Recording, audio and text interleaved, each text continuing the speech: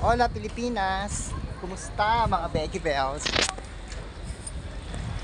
Andito ako ngayon sa IC Street. Lumabas ako ng mabilis lang kasi nga bibili ako ng keychains. Mothership namin, ayan o. Hindi na ako aakyat doon.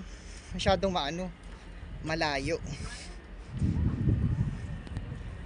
May katabi rin kami, nag-dock kami dito sa may IC Street, dito sa may Alaska. Mothership, ayan. Gulo-gulo yung buhok ko. So, ayan nga. Ang daming kahoy, oh. Puno, pwedeng gawing uling. Pero bawal. Kasi, merong environmental rito, law. Bawal pumutol basta-basta ng puno. May kanina maraming, nakakita na ako ng whale. Mga balyena.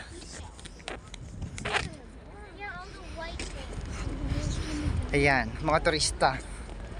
Nakababa, nakapagpaaraw. So, pupunta tayo dyan. Ngayon, ayan, meron silang transport camp. Dito, ang matataas masyado mga pine tree dito. Ayan o, Free Ocean Landing. Hona Cannery. Ito na yon yung paakit doon sa may bundok sa may anong gawin ko naman sa mga bundok niya.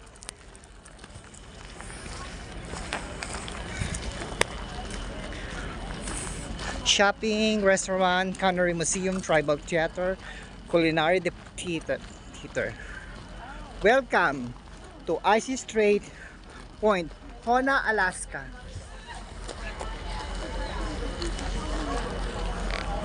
So maraming tao. Maraming turista. Ayun, may mga trail. Ang hilig nila dyan sa mga ganyan.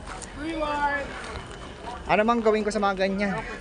Yan, ikot-ikot muna tayo. Dati, sa pinikula ko lang nakikita yung mga ganyan-ganyan. Mga bonfire sa Sacobia.